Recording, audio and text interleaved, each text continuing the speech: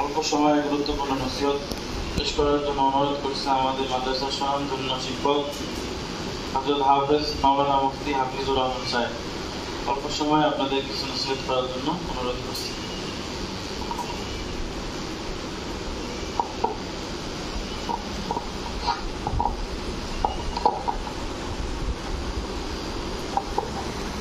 السلام عليكم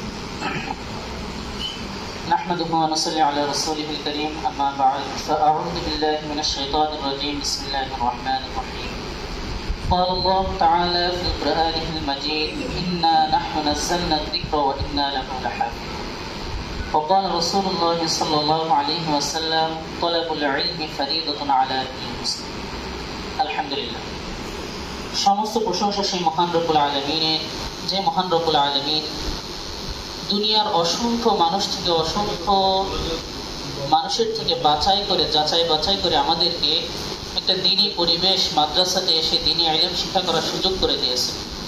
এই জন্য সর্বপ্রথম আল্লাহ তাআলা শুকরিয়া আদায় করি, সকলে বলে আলহামদুলিল্লাহ। তোমরা হয়তো জানো, কোরআনের মধ্যে আল্লাহ তাআলা বলেছেন ইন্না নাহনু নাযালনা যিকরা ওয়া ইন্না লাহু লাহাফিজুন, নিশ্চয় আমি এই কোরআনকে নাজিল করেছি, কোরআনের হেফাজত আমিই করব। কে দায়িত্ব নিয়েছেন?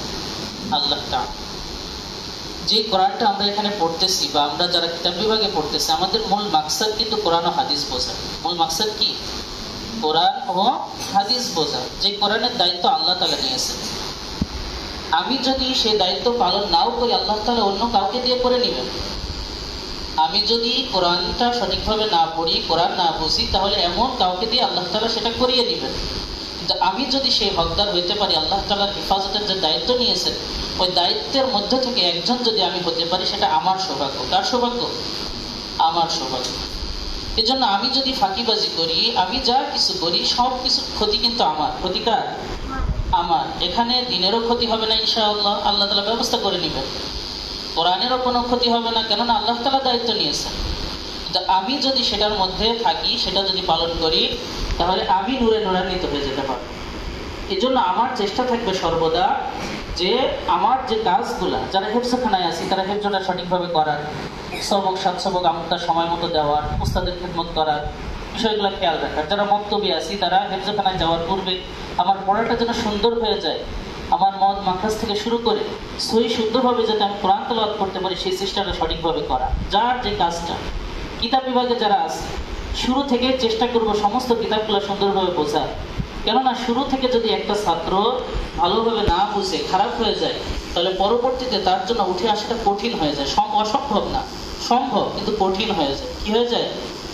এই জন্য শুরুর থেকে যদি চেষ্টা করেন, তাহলে দেখা যায় যে তা আপনি ভালোভাবে বুঝবেন, সমস্ত পড়া বুঝবেন। একটা পড়া যদি বুঝেন, আপনার কাছে ভালো লাগবে, পরের পড়াটা পড়তে মনে চাইবে। প্রথমটা যদি না বুঝেন, না বুঝতে এক সময় দেখা যাবে আপনার অনীহা চলে আসবে। এমন যেন না হয় এই অনীহাটা আপনাকে দ্বীন ইলম শিক্ষা করা থেকে দূরে নিয়ে চলে যায়। হাদিসের মধ্যে রাসূল করিম সাল্লাল্লাহু আলাইহি ওয়াসাল্লাম বলেন, তলাবুল ইলমি ফরিদাতুন আলা কুল্লি মুসলিম। প্রত্যেকটা মুসলমানের উপরে কিন্তু দ্বীন ইলম শিক্ষা করা ফরজ ছিল। কিন্তু দেখেন, সমাজের মধ্যে সবাই কি ফরজ পরিমাণে ইলম শিক্ষা করতে পারছে? পারে না। আল্লাহ তাআলা আমাদের সুযোগ করে দিয়েছেন এই ফরজ পরিমাণ ইলমের থেকেও বেশি, যতটুকু ফরজ তার থেকেও বেশি শিক্ষা করার সুযোগ করে দিয়েছেন। এই সুযোগটা যদি আমরা কাজে লাগাই, এরপরে যদি আমার এই ইলমটা যদি আমি দুনিয়ার মধ্যে পৌঁছে দিতে পারি, তাহলে দেখা যায় হাদিসের মধ্যে রাসূল বলেন, মৃত্যুর পরেও এই সব আমার আমলনামায় যেতে থাকে। এই জন্য সময় অল্প, কথা বাড়ানোর সুযোগ নেই। আমরা সর্বদা চেষ্টা করব ইলমটা সঠিকভাবে গ্রহণ করার। সাথে সাথে একটা জিনিস খুবই জরুরি, সেটা হলো আমল। সেটা কি? আমল। আমি পড়াশোনা ঠিকভাবে করলাম, কিন্তু নামাজটা সঠিকভাবে পড়লাম না। পড়াশোনা ঠিকভাবে করলাম, কিন্তু বাড়িতে গিয়ে আমি আমার লেবাস পোশাক ঠিক রাখলাম না, মানুষের সাথে ভালো আচরণ করলাম না, বাবা মায়ের সাথে ভালো আচরণ করলাম না, তাহলে দেখা যাবে এই ইলম শিখে আমার কোনো লাভ হবে না। এই ইলম এমনভাবে শিখতে হবে, শিখে যেমন যোগ্যতা অর্জন করতে হবে, সাথে সাথে আমার আমলের মধ্যে সেটা রূপান্তরিত করতে হবে। যদি এটা করতে পারি, তাহলে আমার জীবনটা সার্থক হবে। আল্লাহ তাআলা আমাকে আপনাকে সকলকে কোরআন হাদিসের সহি শুদ্ধ জ্ঞান অর্জন করার তৌফিক দান করুন এবং সকলকে আমল করার তৌফিক দান করুন। সকলে বলে আমিন। ওয়া আখিরু দাওয়ানা আলহামদুলিল্লাহি রাব্বিল আলামিন।